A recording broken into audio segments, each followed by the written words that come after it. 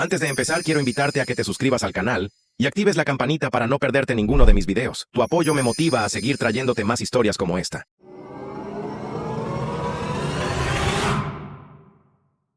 Mis padres se gastaron mis fondos de cirugía en un carro de Navidad para mi hermana, llamándolo una inversión, y luego me dejaron en la puerta de la casa de mi tía diciendo, es una carga. Quédatelo. Años después, volví a entrar en su casa con documentos legales, poniendo fin para siempre a su control. Hola. Reddit, mis padres dejaron claro que yo no era el hijo del que se preocupaban, así que me fui y construí mi propia vida. Pensé que ahí terminaba todo, resultó que no. Déjenme empezar desde el principio. Mi nombre es Christopher, ahora estoy cerca de los 30. Trabajo en ingeniería de automatización y vivo con mi tía y mi tío. La gente suele asumir que hubo un solo momento dramático que nos rompió. No lo hubo, fue una clase de descuido lento que nunca. Parecía una crisis hasta que eras el niño viviendo dentro de él. Me di cuenta pronto de que, en realidad, yo no formaba parte de su idea de familia. Era más bien algo que ellos gestionaban. No alguien a quien cuidaran. Mis episodios de presión arterial baja empezaron cuando tenía alrededor de 6 años. Un segundo estaba de pie sin problema. Al siguiente, mi visión se nublaba.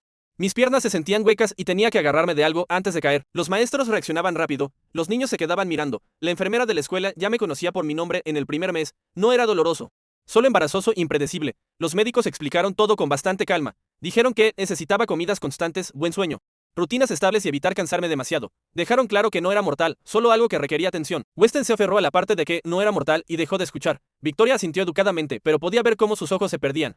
Como si tuviera cosas mejores en las que pensar. Desde ese momento, no me trataron como a un niño con un problema de salud. Me trataron como a una pequeña molestia recurrente. Mi hermana Riley era 2 años menor, incluso siendo una niña pequeña.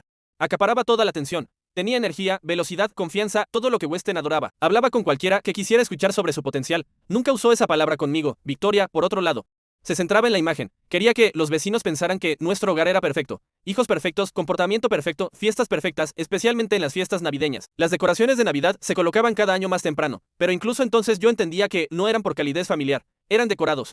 Algo que ella pudiera señalar y decir, miren lo bien que nos va. La vida diaria fue cambiando gradualmente. No fue algo de la noche a la mañana. Riley recibía porciones más grandes porque quema más energía. Tenía las mejores meriendas porque necesita combustible para los deportes. Yo recibía lo que quedara. A veces era suficiente, a veces no.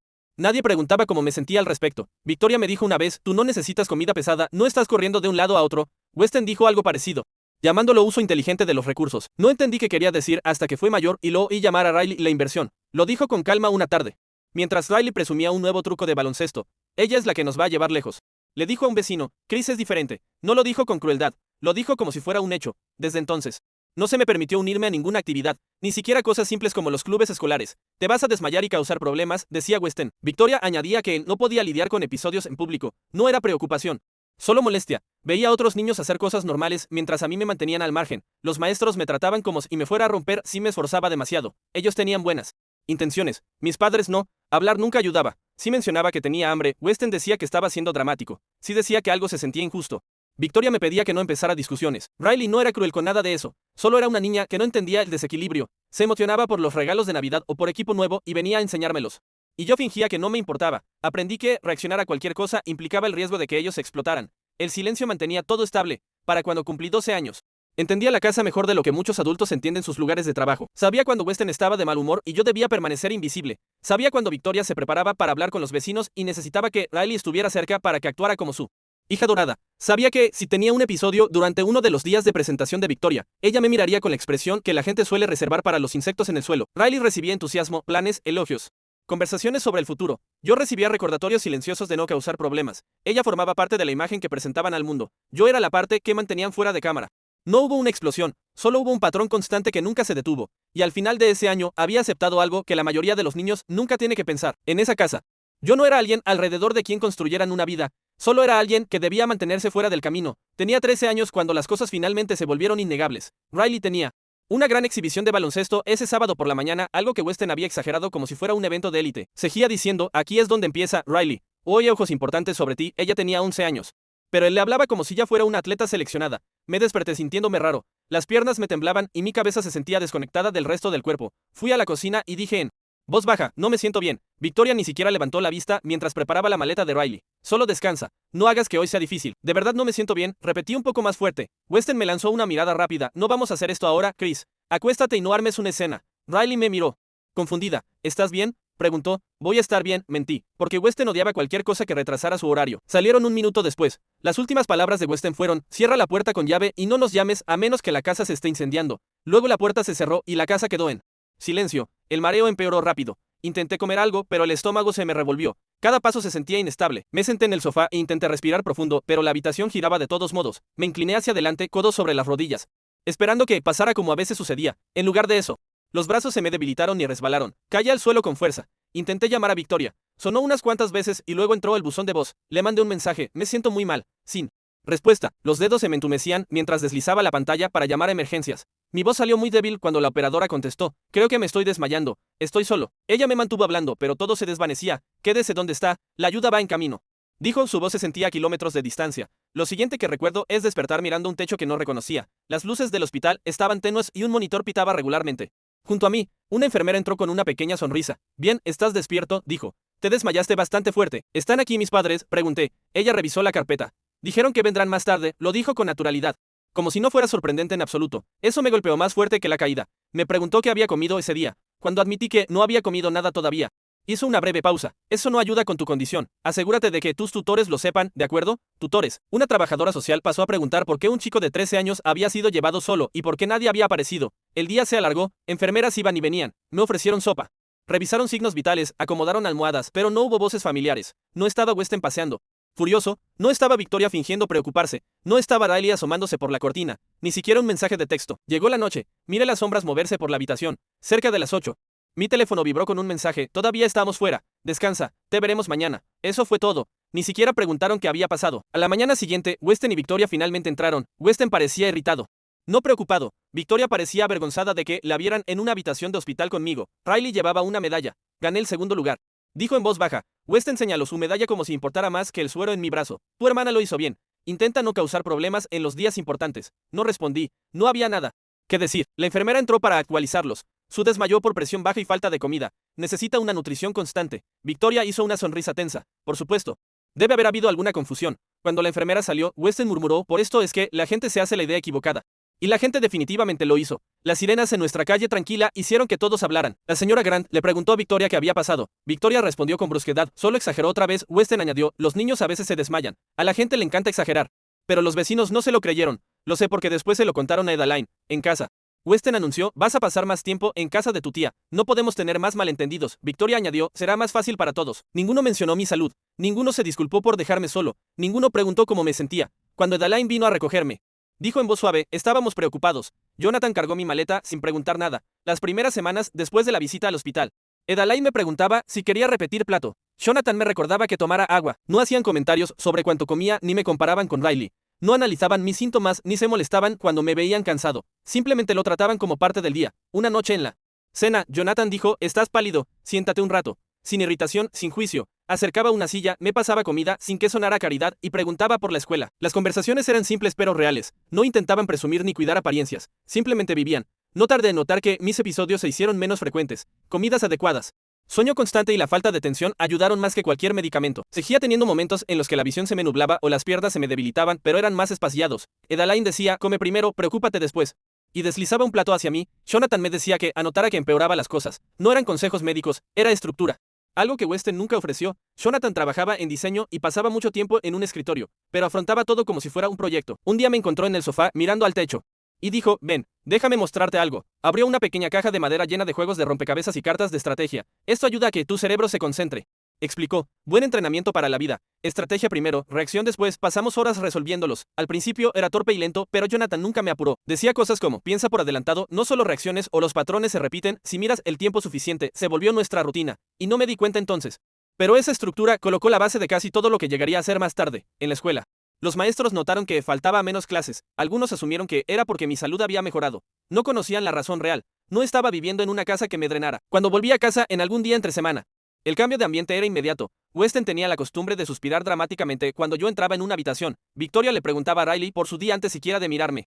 Riley iba creciendo, estaba más ocupada y más envuelta en el foco de atención que Weston construyó para ella. Apenas le quedaba tiempo para notar otra cosa. Cuando Riley empezó a unirse a más ligas de viaje, Weston se obsesionó aún más con su horario. Presumía con los vecinos, entrenadores e incluso repartidores. Es dedicada. Tiene futuro, y si yo pasaba durante esas conversaciones, no dejaba de presumir. Simplemente hablaba más alto.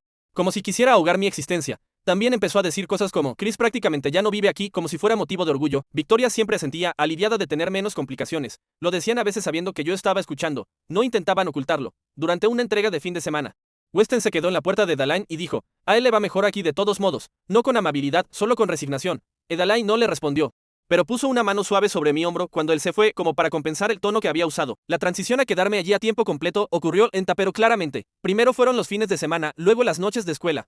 Luego semanas enteras. Adaline empezó a reservar un cajón para mi ropa. Jonathan compró un pequeño escritorio y dijo, haz tus tareas aquí. No hubo una conversación formal al respecto. Simplemente hicieron espacio para mí y yo aprendí a moverme dentro de ese espacio. Para cuando tenía 17 años, su casa se sentía más como un hogar que la mía. Victoria aún me invitaba de vez en cuando para fiestas o fotos. Sobre todo cuando necesitaba parecer madre en redes sociales. Weston no discutía. Solo quería centrarse en los partidos de Riley, en la atención creciente que recibía. El cambio final llegó de forma inesperada. Weston llegó una tarde con mis maletas ya empacadas en el maletero. No me avisó, simplemente se estacionó frente a la casa de Adaline. Cargó todo hasta el porche y lo dejó allí. Estoy ocupado con el horario de Riley, dijo. Es mejor así, menos confusión, sin discusión. Sin plan, sin emoción, solo una decisión. Adaline salió, atónita. Weston no puede simplemente, pero él la interrumpió. Él prácticamente vive aquí, mejor hacerlo oficial. Luego se dio la vuelta. Volvió a subir al carro y se fue. Me quedé allí mirando las luces traseras desaparecer. No hubo gritos ni portazos. Weston no necesitaba drama. Dejó mi vida en un porche, se marchó y dejó claro el mensaje. Riley era el hijo que estaba criando y yo era el hijo que estaba colocando en otro lugar. En ese momento, con mis pertenencias en el porche del único hogar estable que había conocido, entendí la verdad con claridad. No me habían empujado fuera, me habían reemplazado. Como aún era menor de edad, Adaline solicitó la tutela. Weston y Victoria firmaron sin pelear.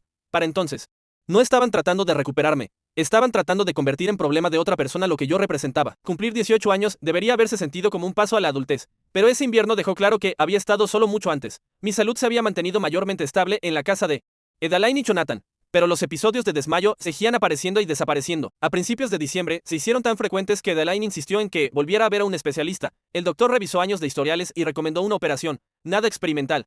Nada extremo, pero necesaria. Retrasar esto aumenta el riesgo de más caídas, explicó. Si es posible, debería programarse pronto. Adaline asintió de inmediato. Hizo preguntas. Tomó notas. Estaba preparada para ajustar todo para que funcionara. Weston y Victoria, sin embargo, reaccionaron como si alguien les hubiera pedido donar un riñón. Cuando Adaline los llamó, la primera respuesta de Weston fue, ahora mismo.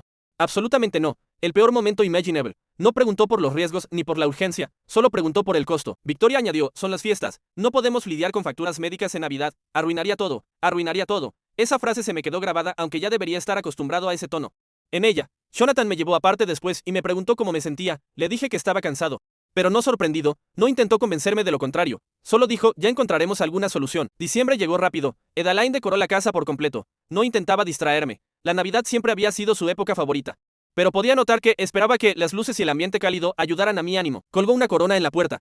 Puso luces en las escaleras y colocó un arbolito en la encimera de la cocina. Jonathan bromeó, compite consigo misma cada año. Su casa se sentía como un lugar donde la fiesta realmente significaba algo. La casa de mis padres era diferente. La Navidad para ellos era presentación, no celebración. Una semana antes de Nochebuena. Weston nos invitó. No mencionó la cirugía en absoluto. Solo dijo, Riley quiere que todos estén aquí para su sorpresa. Ese era su modo de fingir que éramos una familia unida. Cuando llegamos, lo primero que me llamó la atención fue la entrada. Un carro blanco brillante estaba estacionado perfectamente con un enorme lazo rojo encima. Parecía sacado de un anuncio. Pulcro, perfecto.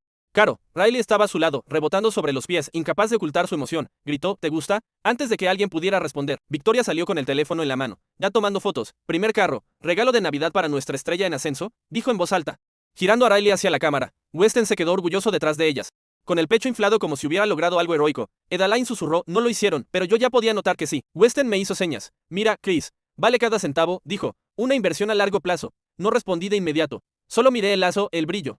El evidente precio de todo eso. Mi operación costaba menos que ese carro. El momento no era una coincidencia. Pregunté en voz baja, entonces. Lo de la cirugía es, Weston no dudó. No vamos a pagar eso ahora. Luego añadió, este carro tiene más sentido a largo plazo que tonterías de hospital. Victoria intervino sin mirarme. No. Conviertas esto en una escena. Es Navidad. Jonathan dio un paso al frente, pero Adaline levantó la mano para detenerlo. Ella caminó hacia Weston. Con la voz firme. ¿Negaste un procedimiento médico que tu hijo necesita para poder comprar un carro? Weston resopló. Está exagerando la urgencia. Victoria asintió. Los médicos siempre hacen que todo suene dramático. Y sinceramente, Christopher ya es suficientemente grande para manejar las cosas sin hacer miserables a los demás. Adaline no subió la voz. No lo necesitaba. Esto no se trata de drama. Se trata de responsabilidad. Weston replicó, no me des lecciones. Riley se gana lo que tiene. Victoria añadió, no podemos seguir tirando dinero en Christopher cada vez que se siente desmayado. Sentía a Jonathan tensarse a mi lado. Murmuró por lo bajo. Sus prioridades están claras. Riley, en su defensa, parecía dividida. Dijo en voz baja, Chris, yo no sabía. Lo decía en serio, pero no entendía todo el cuadro. Nada de esto era culpa suya, pero formaba parte de la justificación. Edaline finalmente dijo, basta, Chris se queda con nosotros de forma permanente. No estamos pidiendo su aprobación. Weston se encogió de hombros como si le diera igual. Él prácticamente ya vive allí de todos modos. Victoria cruzó los brazos. Honestamente, hará las cosas más fáciles. Siempre está estresando la casa. No había remordimiento ni duda. Estaban dispuestos a perder a un hijo si eso significaba proteger su comodidad. Edaline se volvió hacia mí y dijo en voz baja, podemos avanzar con la adopción.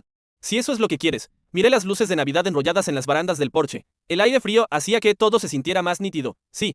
Dije, quiero eso. No fue una escena. Fue una decisión. Mientras volvíamos hacia el carro, el viejo y rayado de Edaline.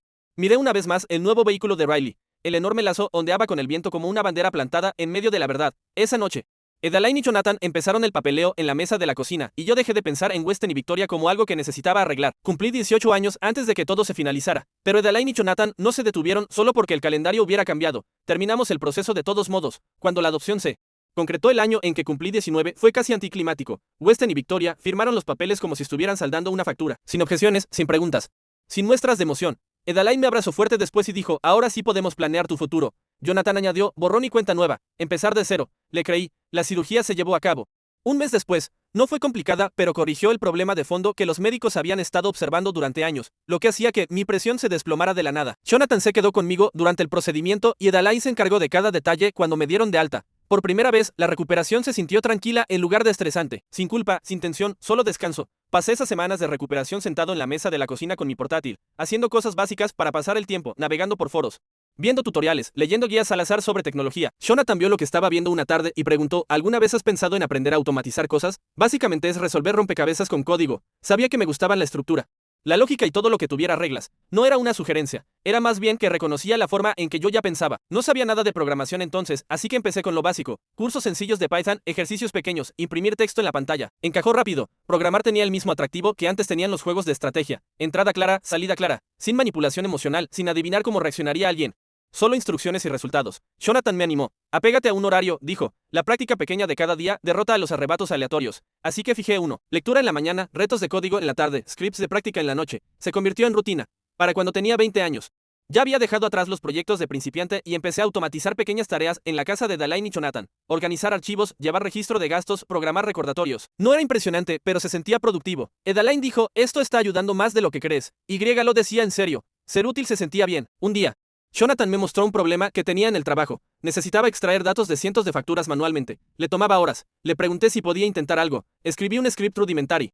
O que leía los archivos y extraía los campos automáticamente. No era perfecto, pero le ahorró unas cuantas horas. Jonathan vio el programa ejecutarse y dijo, Chris, esto es valor real. Ese fue el momento en que entendí que la automatización no era solo un pasatiempo, era un camino. Empecé a postularme a prácticas y empleos junior en tecnología. La mayoría me ignoró. Algunas empresas me rechazaron directamente porque no tenía título universitario, pero una pequeña empresa de software me llamó para una entrevista porque les gustaron los ejemplos de automatización que envié. Me contrataron como desarrollador asistente. No era nada glamuroso.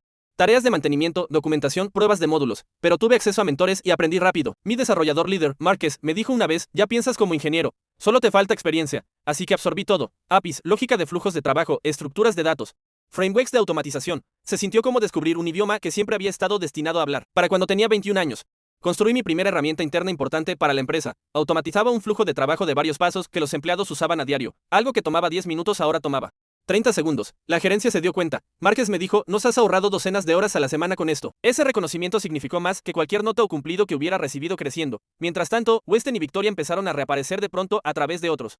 No directamente conmigo. Una vecina le dijo a Edaline, tu hermano comentó que Christopher trabaja ahora en tecnología. Siempre supo que serías brillante. Otra persona dijo que Victoria estaba presumiendo de cómo apoyó tu interés por las computadoras cuando eras niño. No me habían comprado ni un solo dispositivo en la vida. Su versión de los hechos.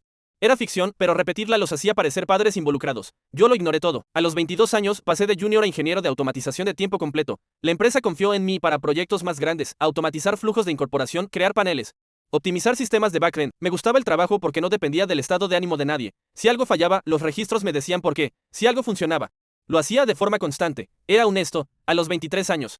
Había construido suficiente credibilidad para que me consideraran uno de los especialistas en automatización más sólidos de la empresa. Reclutadores empezaron a escribirme por LinkedIn. Un día recibí un correo de una gran empresa tecnológica, una de las compañías más centradas en automatización del país. Querían entrevistarme para un puesto de ingeniero de tiempo completo. Jonathan leyó el correo sobre mi hombro y dijo, ¿ves? Alguien por fin reconoce lo que vales. Edaline me abrazó y dijo, esto lo lograste tú, no ellos, tú. Cuando llegó la oferta, con salario, beneficios y trabajo remoto flexible, acepté sin dudar. No se trataba del dinero, se trataba de estabilidad, la prueba de que los años de estar relegado en casa no me definían, más o menos por ese tiempo.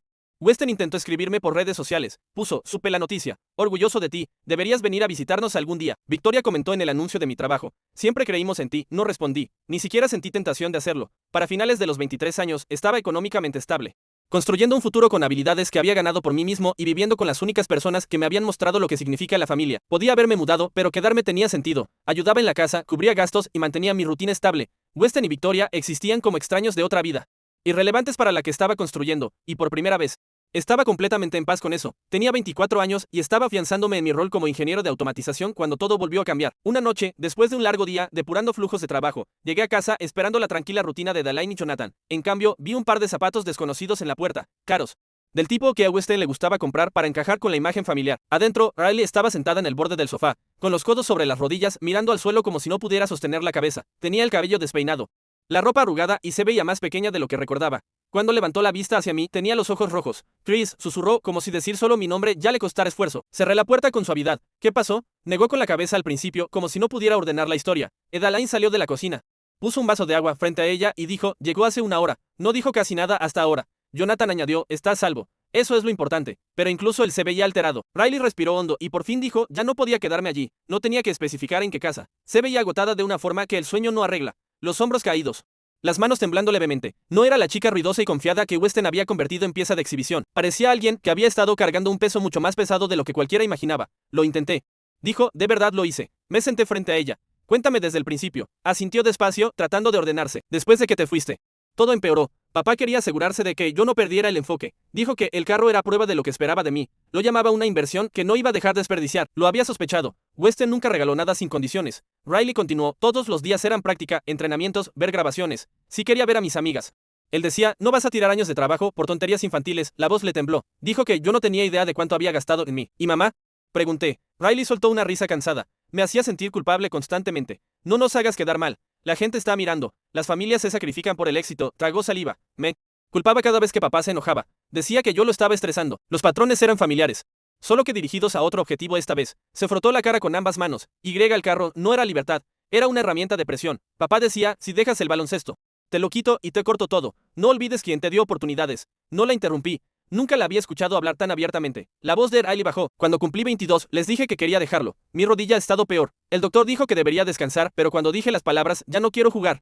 Papá estalló. ¿Qué tan mal? Pregunté. Ella se estremeció. Gritó casi una hora. Dijo que era desagradecida, floja, dramática. Dijo que estaba tirando a la basura lo único por lo que la gente me conocía. Los ojos se le llenaron otra vez. Mamá dijo que si dejaba de jugar, todos iban a pensar que ellos habían fracasado como padres. Jonathan apretó la mandíbula al oír eso. Edalain se acercó y puso una mano en el hombro de Riley. Riley susurró, hice una maleta pequeña.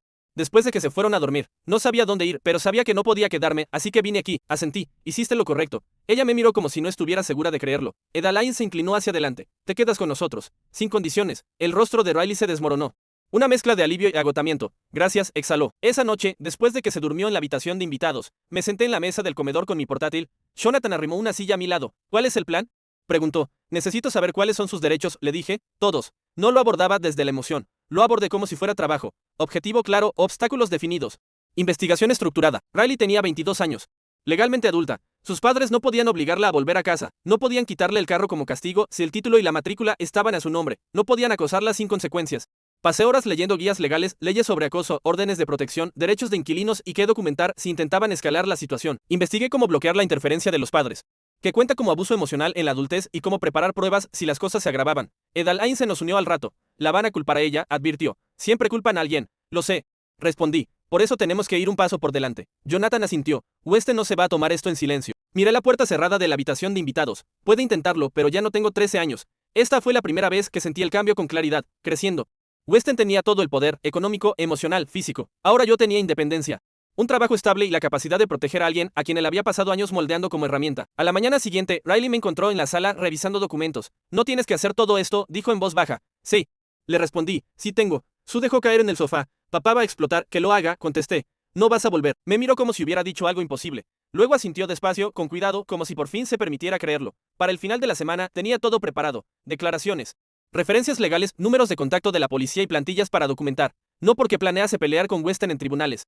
sino porque sabía que solo se echaba atrás cuando se daba cuenta de que no podía controlar la narrativa. Por primera vez en años estaba listo para enfrentarlo, no como el niño al que despreciaba, sino como un adulto que había construido una vida sin él, y esta vez no estaba solo. El día de Navidad se sentía extrañamente silencioso mientras Riley y yo caminábamos hacia la casa que solíamos llamar hogar. La nieve del jardín estaba intacta, salvo por algunas huellas de vecinos que salían a caminar por la mañana. Riley se mantenía cerca detrás de mí, abrazando con fuerza su chaqueta. No tenía miedo de ver a Weston y Victoria. Tenía miedo de que la arrastraran de vuelta a la vida de la que apenas había escapado. La casa parecía como si alguien hubiera tomado un catálogo navideño e intentado recrear cada página a la vez. Luces enredadas alrededor de las columnas, adornos gigantes colgando de árboles que no estaban hechos para soportarlos y un Santa Claus de plástico tan grande que bloqueaba parte del camino. Weston nunca decoraba con alegría. Decoraba para competir. Abrió la puerta antes de que pudiera llamar. Christopher, gritó lo bastante fuerte como para que lo escucharan los vecinos 2 casas más allá. Miren quién ha venido a casa por Navidad.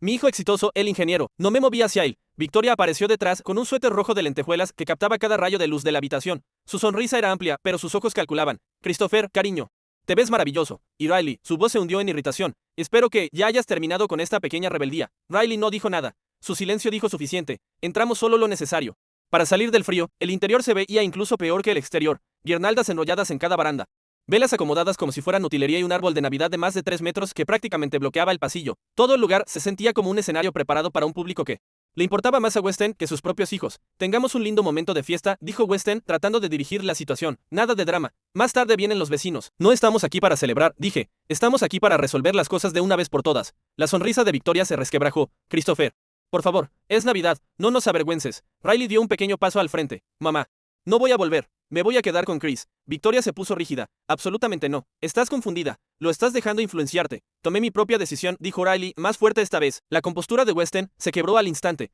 ¿Crees que puedes simplemente irte? Después de todo lo que invertimos en ti, su voz subió. Ese carro, tu entrenamiento.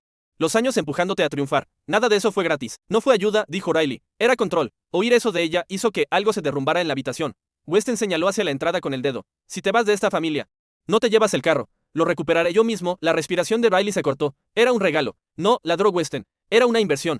Y voy a recuperar lo que es mío. Salió furioso antes de que pudiera responder. Riley me sujetó la mengue, con los ojos muy abiertos, aterrada por lo que vendría. Seguía Weston afuera. La nieve crujía bajo sus botas mientras marchaba directo al carro. Los vecinos empezaron a asomarse por las ventanas, atraídos por las voces alzadas. Aléjate del carro. Dije. Weston soltó. Pagué cada centímetro de esto. Ella no puede irse llevándose mi propiedad. Saqué la carpeta que había traído. El título y la matrícula están a nombre de Riley. Si te lo llevas sin su permiso, eso es robo de vehículo. Si lo tocas o intentas dañarlo, eso es daño criminal. Weston se quedó inmóvil. ¿De dónde sacaste esto? Lo preparé, porque sé exactamente cómo pres. Victoria salió apresurada. Christopher, ¿qué estás haciendo? Es Navidad. No se estás humillando. Se humillan ustedes mismos. Respondí con calma. Solo estamos sacando la verdad a la luz. Weston golpeó el techo del carro con el puño. ¿Crees que los papeles me asustan? ¿Crees que puedes poner a mi propia hija en mi contra? Riley se colocó a mi lado. Papá, por favor, Deitan. Solo quiero paz. La voz le tembló, pero se mantuvo firme. Él le señaló como si fuera una desconocida. Si te vas, no esperes nada de nosotros nunca más. Ninguna ayuda, nada. Nunca me han ayudado, dijo Riley en voz baja. Esa frase golpeó más fuerte que cualquier otra cosa. Dentro de la casa, Victoria caminaba de un lado a otro en la puerta, susurrando frenéticamente. La gente está mirando. La gente está mirando. Christopher, basta. Estás arruinando nuestra fiesta. Abrí la carpeta por completo y le tendí a Weston un juego de documentos. Esto es lo que va a pasar ahora. En cuanto el juzgado vuelva a abrir, voy a solicitar una orden de no contacto por acoso. Cualquier intento de intimidar, rastrear, amenazar o interferir conmigo o con Riley se vuelve legalmente denunciable. Victoria parpadeó, incrédula. No puedes hacerle eso a tus propios padres. Ustedes lo hicieron fácil. Dije, aquí hay declaraciones que documentan años de presión sobre Riley. Notas de médicos que ignoraron. El relato escrito de Riley sobre el abuso emocional. Pruebas de su intento de recuperar el carro. Todo está preparado. El rostro de Weston se oscureció. ¿Crees que puedes arrastrarnos a un juicio y ganar? No necesito ganar, respondí. Solo necesito poner límites. Y la ley ahora está del lado de Riley. Los vecinos ya miraban abiertamente. Algunos en los porches, otros susurrando, otros grabando con sus teléfonos. El mayor miedo de Weston, la humillación pública, se le envolvía alrededor como el aire frío. Ladró, seguimos siendo tus padres. Negué con la cabeza. Son personas que solía conocer. Nada más. Los ojos de Victoria se llenaron de pánico desesperado. Christopher, por favor. Piensa en cómo se ve esto. Lo estoy haciendo, dije, por primera vez. Estoy pensando con claridad. Riley me tocó el brazo. Su voz fue suave pero firme. Vámonos. Abrí la puerta del pasajero para ella. Jonathan bajó un poco la ventana desde el asiento del conductor. ¿Todo listo? Asentí. Ahora ya lo saben todo. Mientras Riley se subía al carro, Weston gritó detrás de nosotros. Se van a arrepentir. Los dos, pero ninguno de los dos, se dio la vuelta. Nos alejamos mientras las luces de aquella casa sobredecorada parpadeaban en los espejos, ruidosas, brillantes, desesperadas. Un símbolo perfecto de personas que se preocupaban más por la imagen que por la verdad.